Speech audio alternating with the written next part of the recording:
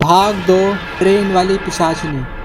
पिछले भाग में आपने पढ़ा कि मयूरी आभा और नील को ट्रेन वाली पिशाचिनी के बारे में बताती है, जिसे सुनकर आभा काफ़ी डर जाती है। अब आगे। बाहर बहुत भयानक बारिश हो रही है। आभा और नील दोनों डरते हुए एक दूसरे का हाथ पकड़कर वॉशरूम तक आते हैं तो देखते हैं कि गाड़ी का एक तरफ का दरवाज़ा खुला हुआ है और वहां से बारिश का पानी अंदर आ रहा है। अब नील आभा को कहता है, तुम वॉशरूम जाओ, मैं जब तक ट्रेन का ये दरवाज़ा बंद करता हूँ।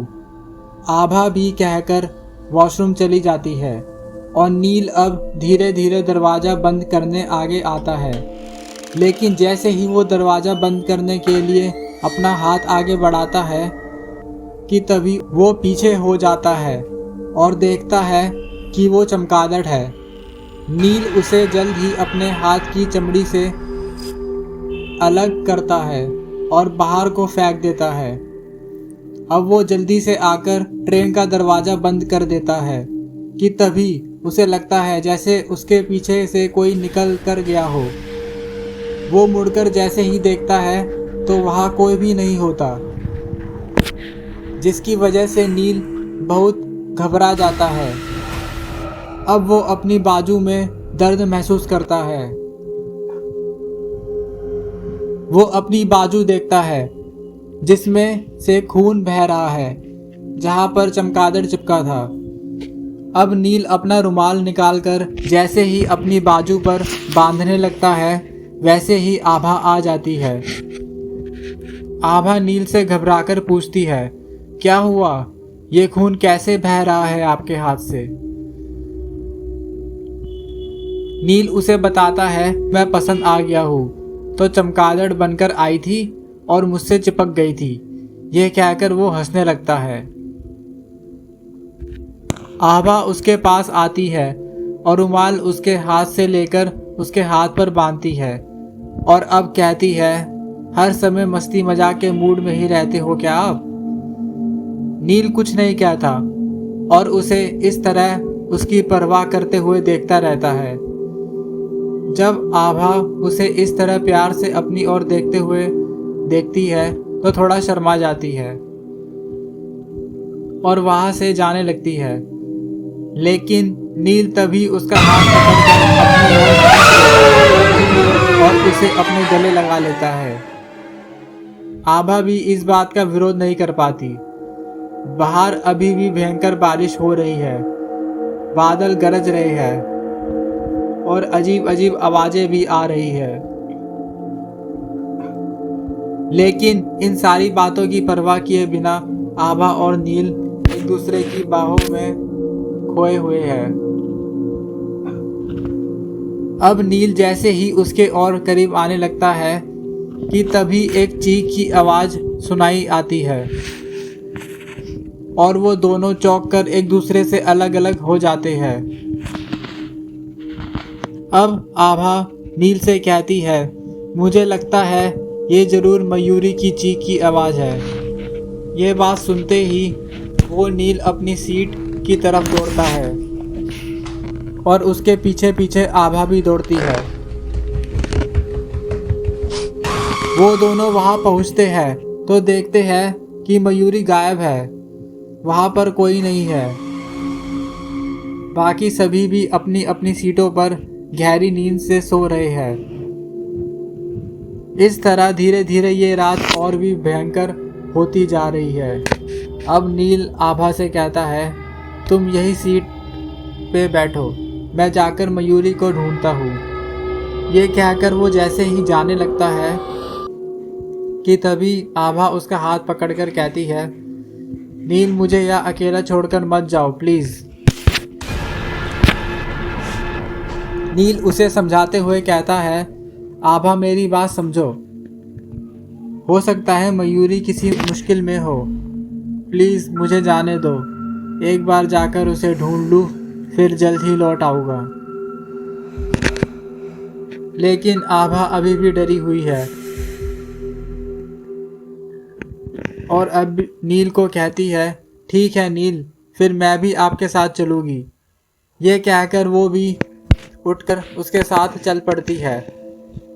अब वो दोनों ट्रेन की दूसरी तरफ चल देते हैं। वो देखते हैं कि कोई भी यात्री नहीं जाग रहा है, सभी सोए हुए हैं। डिब्बा बहुत ही लंबा है, इसी वजह से वो मयूरी को ढूंढते ढूंढते बहुत आगे जाते हैं कि तभी वो देखते हैं कि वहाँ एक सीट के नीचे मयूरी बेहोश पड़ी हुई है। नील उसे जाकर उठाने की कोशिश करता है लेकिन नहीं उठा पाता, वो अभी भी बेहोश पड़ी हुई है। अब नील को उसकी चिंता होने लगती है, तो वो उसे गोद में उठाकर वापस अपनी सीट की ओर चल देता है। उसके पीछे पीछे डरती हुई आभा भी चल रही है। कुछ ही देर में वो अपनी सीट पर पहुंच जाते हैं। नील अब बहुत ज्यादा डर चुका है क्योंकि उसकी कलाई की घड़ी और फोन भी एक ही समय बता रहा है, वो भी रात के 12:15। अब इससे पहले कि नील कुछ कहता, मयूरी उससे पूछती है, क्या हुआ नील, समय देख रहे हो ना? जो समय तुम्हारी घड़ी में हुआ है वही समय मेरी भी घड़ी में हुआ है, ये देखो।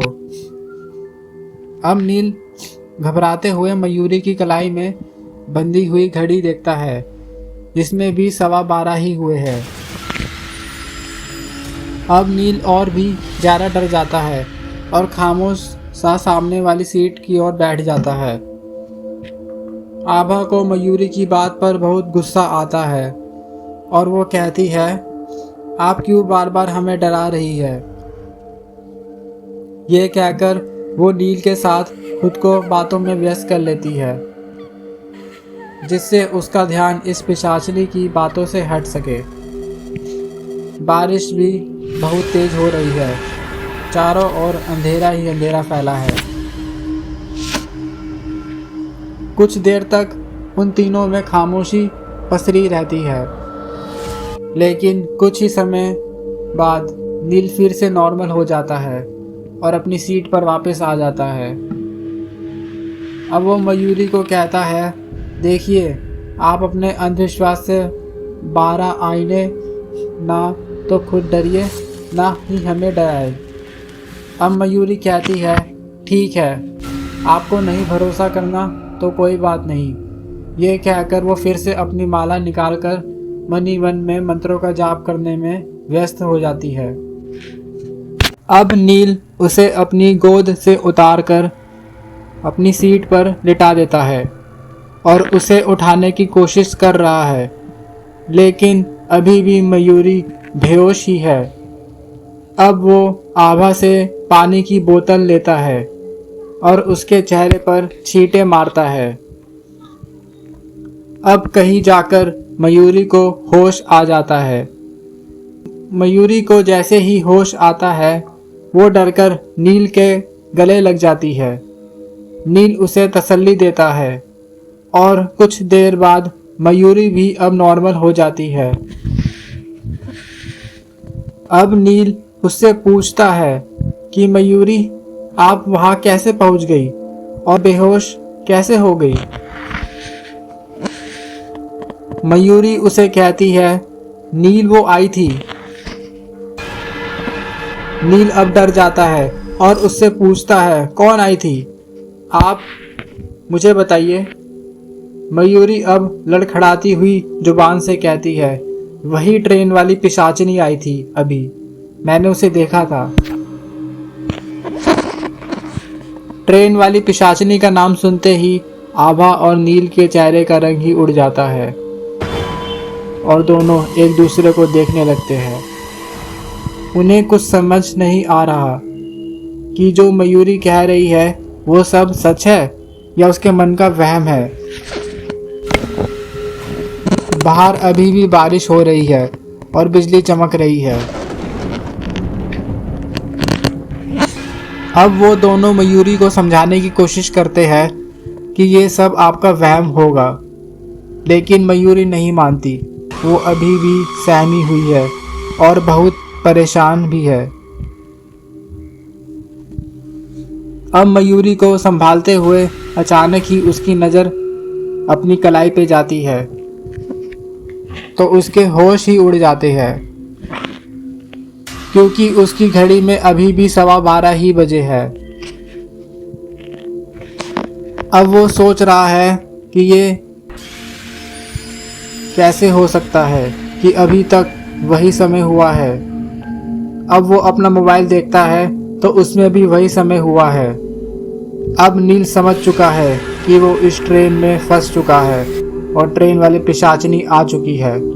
कुछ समय तक तो ऐसी ही खामोशी रहती है, लेकिन फिर अचानक से मयूरी अपनी माला अपने पर्स में रखती है और नील को कहती है, आप मेरे पर्स का ख्याल रखिएगा, मैं अभी आई।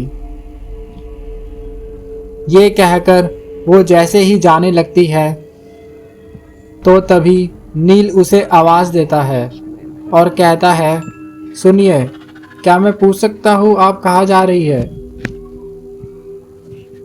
जी, मैं वॉशरूम जा रही हूँ और इस ट्रेन में जा भी कहाँ सकते हैं। ये कहकर वो जैसे ही जाने लगती है तो नील उसे फिर आवाज़ देता है और पूछता है, जब आपको पता है कि इस समय सभी को खतरा है तो अकेली क्यों जा रही है आप? चाहे तो आभा जा सकती है आपके साथ।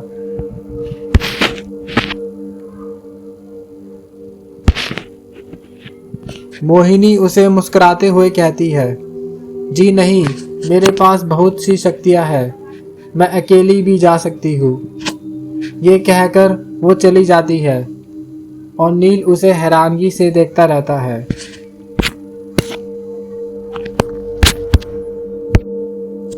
अब आभा उसे कहती है, नील, मुझे लगता है कि जिस ट्रेन वाली पिशाचिनी की ये बात कर रही है वो और कोई नहीं बल्कि ये खुद ही है।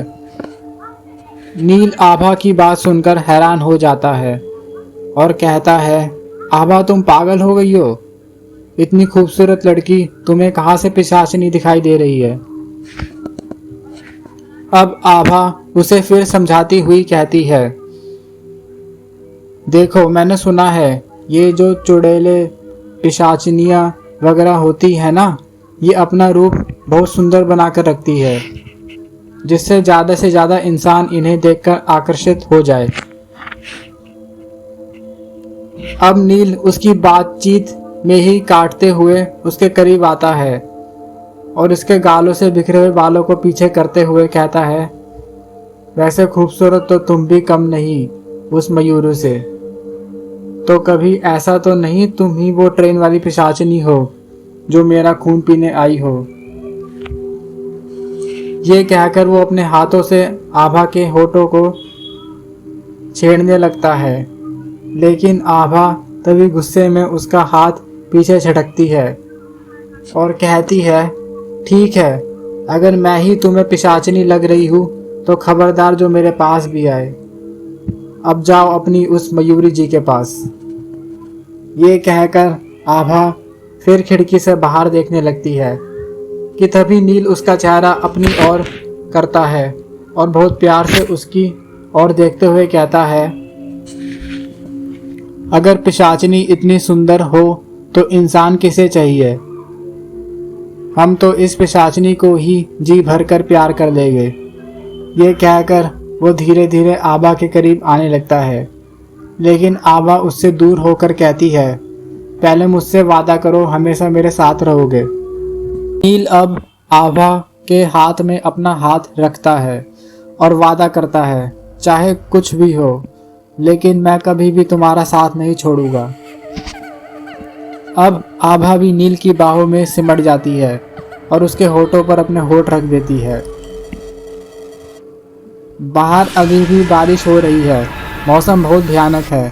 काफ़ी देर बाद भी जब मयूरी नहीं आती है तो अचानक से नील आभा से अलग होता है और कहता है, आभा, तुमने ध्यान दिया क्या बहुत देर हो गई है, अभी तक मयूरी जी नहीं आई है। तुम एक बार जाकर देख क्यों नहीं आती? आभा डरते हुए कहती है, मैं नहीं बाबा, मुझे उससे बहुत डर लगता है। क्या मालूम वही वो ट्रेन वाली पिशाचिनी निकले। मैं नहीं जाऊंगी। अब नील उसे कहता है, देखो आभा, सभी यात्री सो रहे हैं, मैं जाता हूँ, ठीक नहीं लगता, इसलिए तुम ही चली जाओ प्लीज, एक बार मेरे कहने पर।